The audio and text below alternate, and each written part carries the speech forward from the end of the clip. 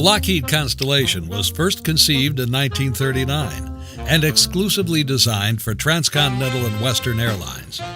But World War II intervened, and it was immediately commandeered by the U.S. Army Air Force as a VIP transport. At the end of the war, Lockheed bought back as many of the planes as were available, refitted them, and the Constellation began a new life in the service of a number of airlines worldwide, including TWA. And Lockheed continued manufacturing them, with the last model coming off the factory floor in 1958. A total of 856 Constellations were built, and very few are still around today. Even fewer are in flying condition. Many famous American military and civilian leaders chose the Connie as their personal transports. General Douglas MacArthur's Constellation was named the Baton. But the most famous was General Eisenhower's. His was called the Columbine, named in honor of the state flower of Mamie Eisenhower's home state of Colorado. When he became President of the United States, his preferred ride in the sky was another Constellation, this one named Columbine II. Columbine II rolled off the factory floor in 1948 as tail number 8610. While on a trip to New York with the president aboard, ground controllers confused the Columbine II with a commercial flight with the same designation, nearly resulting in a mid-air collision. Soon thereafter, any airplane carrying the President of the United States would specifically be identified with the call sign Air Force One. In 1968, after faithfully serving the President, the Columbine II was retired to the Air Force Boneyard in Tucson, Arizona, where it languished for years. At an Air Force auction in 1970, Mel Chrysler, a Wyoming businessman who operated a crop dusting enterprise, bid on a lot of 5 nondescript Constellations, not knowing that one of them was Columbine II. It wasn't until a curator from Smithsonian's Air and Space Museum contacted Mel Chrysler in 1980, making him aware that one of the planes he had purchased was President Eisenhower's Columbine II. Thankful for not totally gutting the aircraft, Chrysler spent the next 10 years trying to restore the historic plane, but eventually ran out of resources. The Columbine II sat at the Marana Regional Airport northwest of Tucson for over a decade, until it was purchased by Carl Stoltzfus of Dynamic Aviation in Bridgewater, Virginia. The technology in the airplane is absolutely amazing. It has multi-port fuel injection, direct injection on the engines. It was pressurized. Just the systems in the airplane is absolutely amazing. For its time. For 1949. Yep. It was made by Lockheed? That's correct, made by Lockheed. Extremely fast airplane, extremely reliable airplane. What we intend to do is take it back to Bridgewater, Virginia, back to our home base, where we'll do a complete refurb of it, inside and out. And the idea and the plan is to restore it just like it was when Eisenhower was operating it. And then we plan on taking it on the air show circuit because, you know, the beautiful thing about an airplane like this and what we're doing with it is it's not sitting in the museum stagnant. And nothing against museums whatsoever, but there's so much more to an airplane. You know, you got the smell and the sound and the feel and just it's a real live living thing. And just to be able to see that and be part of that is just such a huge step above just going to a museum where you walk in and see it on a static display.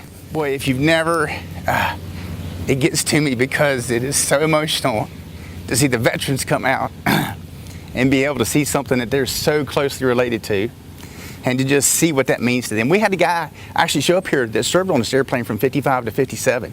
He was the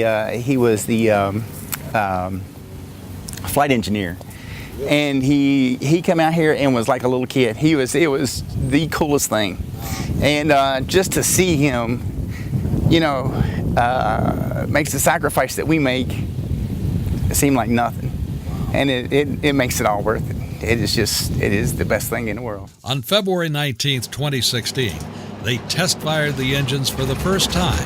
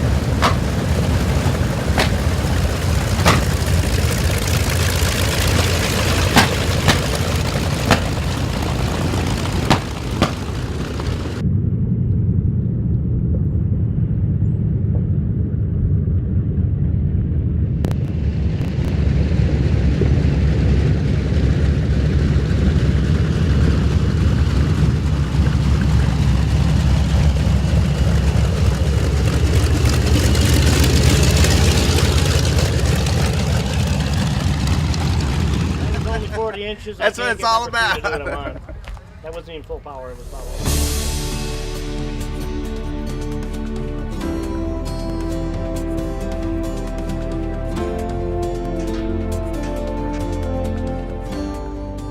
I just want to thank you all for coming today. It's truly a great honor for this event to happen in Marana, and to know that the very first Air Force One is going to be preserved so that our children and grandchildren will be able to see this for generations to come. Imagine this.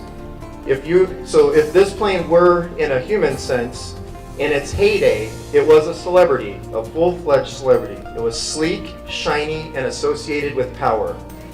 Then it fell on hard times. It was abandoned and left on the back lot for many years. But today, it has a new beginning, and we all get to be a witness to that new beginning.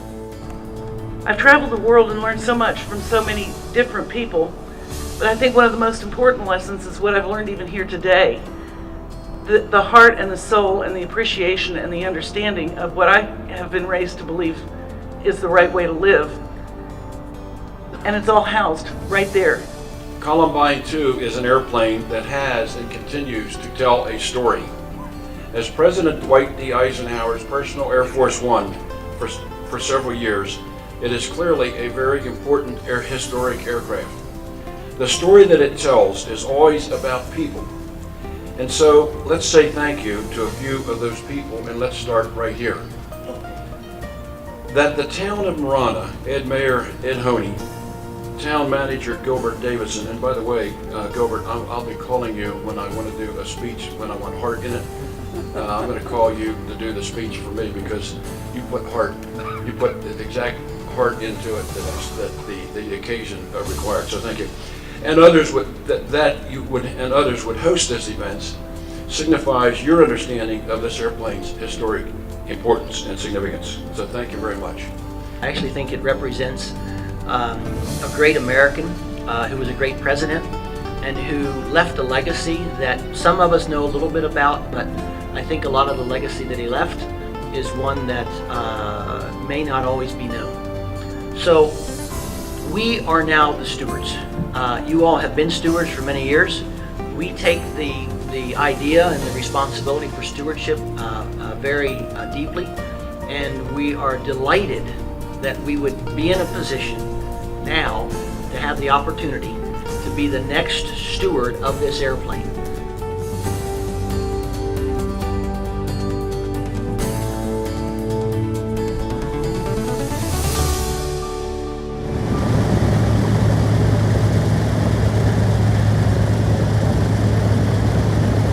Right. We've looked for a long time. My part of this was to help find a home for it. And we spent about 20 years trying to find a home that was suitable for it, and hopefully somebody that could operate it. And that's kind of where we're at today. There was a lot of museums contacting me, and I thank them for all their interest.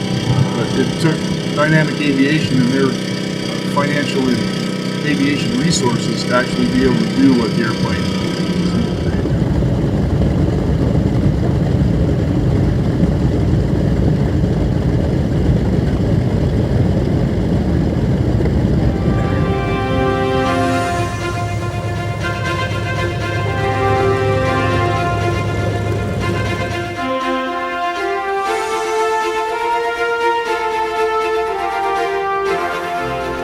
The following morning, in a test flight, the plane roared off the runway and flew for over an hour across the southern Arizona skies.